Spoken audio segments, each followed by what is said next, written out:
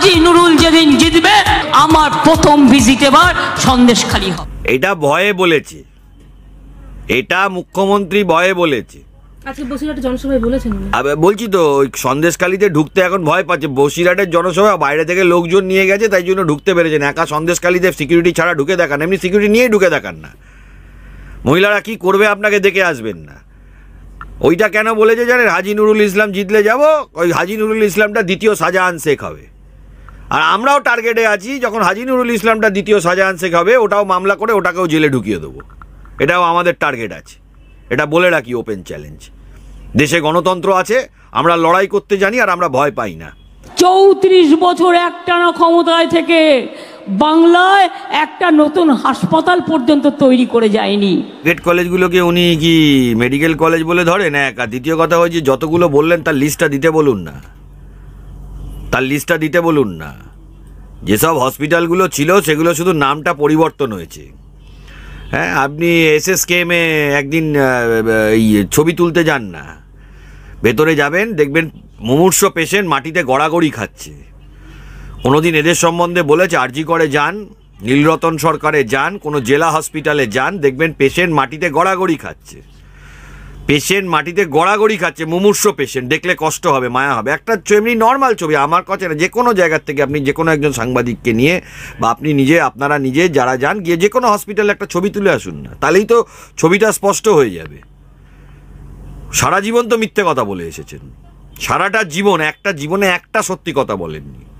হসপিটালের কথা বলছেন, নিজের ফ্যামিলির ট্রিটমেন্ট হবে বিদেশে, আর দেশের মানুষের ট্রিটমেন্ট হবে এই অবস্থায়।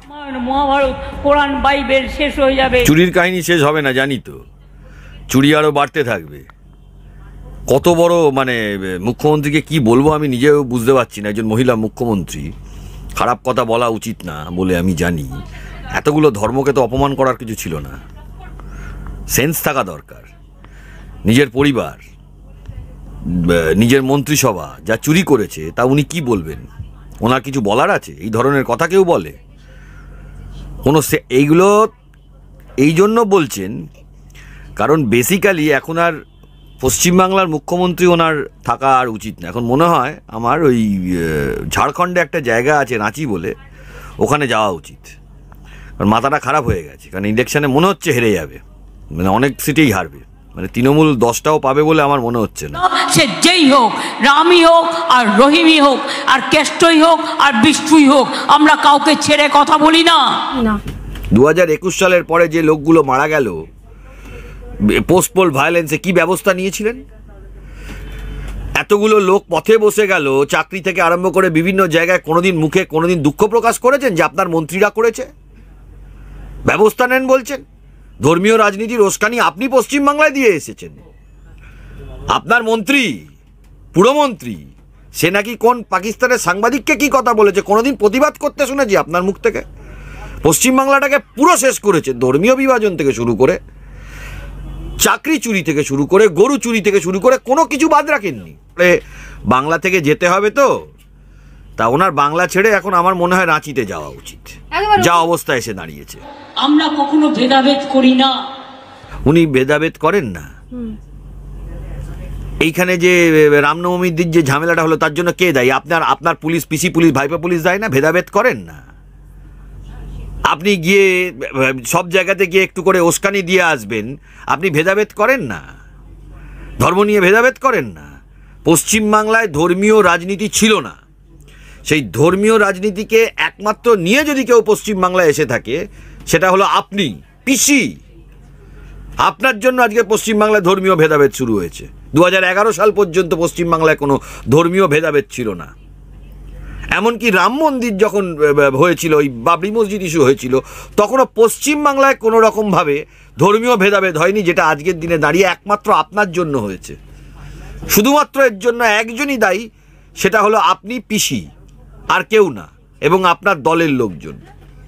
বিধানসভা নির্বাচনের সময় কিছু কিছু আপনার চেলাচামুন্ডারা বলে বেড়াতো যে ওরা 30% এক হলে অনেক কিছু করে দিতে পারবে। এই কথা এর আগে পশ্চিমবাংলায় কেউ কোনোদিন বলেছে? কেউ কোনোদিন বলেছে? অনেকে রাজনীতি করেছেন, দেখুন রাজনৈতিক ময়দানে এসে কেউ ধর্মীয় ভেদাভেদ অন্তত পশ্চিমবাংলায় তোলেনি যেভাবে মমতা বন্দ্যোপাধ্যায় তুলেছে। রামনবমীর মিছিলে আপনার পুলিশটা কি হাওয়া দিচ্ছিল ওখানে বসে? পুলিশের হাতে বন্দুক আছে, অস্ত্র আছে, কি করছিল আপনার পুলিশ ওখানে বসে বসে? আপনি যদি কিছুই না করতে পারেন তো পথটা ছেড়ে দিন, ছেড়ে দিন পথটা। কিছুদিন পরে এমনিই মানুষ আপনাকে তাড়িয়ে দেবে। আজকে আনিস খান মারা গেছে, আপনি কোনোদিন তার সম্বন্ধে কিছু বলেছেন? পুলিশ মেরেছে ওদেরকে, পিসি পুলিশ, ভাইপো পুলিশ মেরেছে। আজকে এই যে বাড়ি হাওড়াতে ভেঙে মারা গেল, কারা মারা গেছে? মাইনরিটি সেলের লোকজন মারা গেছে, মাইনরিটির যারা লোকজন তারা মারা গেছে। আপনি কোনোদিন তাদের হয়ে কোনোদিন কথা বলেছেন?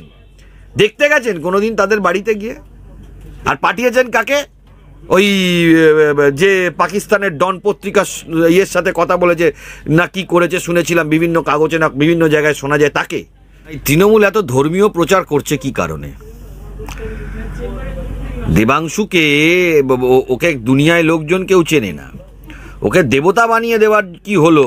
আর ওকে ধর্মীয় প্রচার, আমি তো বারবার বলছি যে তৃণমূলই ধর্মীয় প্রচার করে।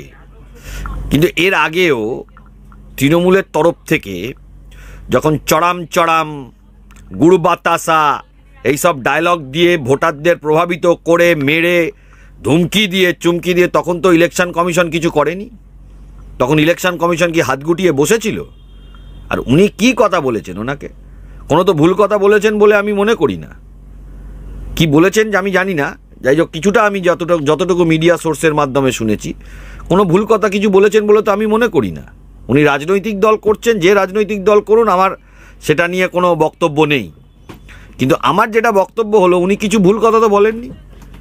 ওনাকে একদিন সেন্সর করেছে, একদিন প্রচার করতে পারবেন না। এর আগে যে তৃণমূলের ইয়েগুলো করেছিল তার ব্যাপারে ইলেকশন কমিশন কি করেছিল সেটাও তো দেখা দরকার। সব ব্যালেন্স অফ ইকুইটিটা তো থাকা দরকার। হ্যাঁ, এটাও একটা আমার খুব সন্দেহজনক ব্যাপার হলো। এরম ধরনের জিনিস তো প্রচার শেষ মুহূর্তে করাটা উচিত হয়নি।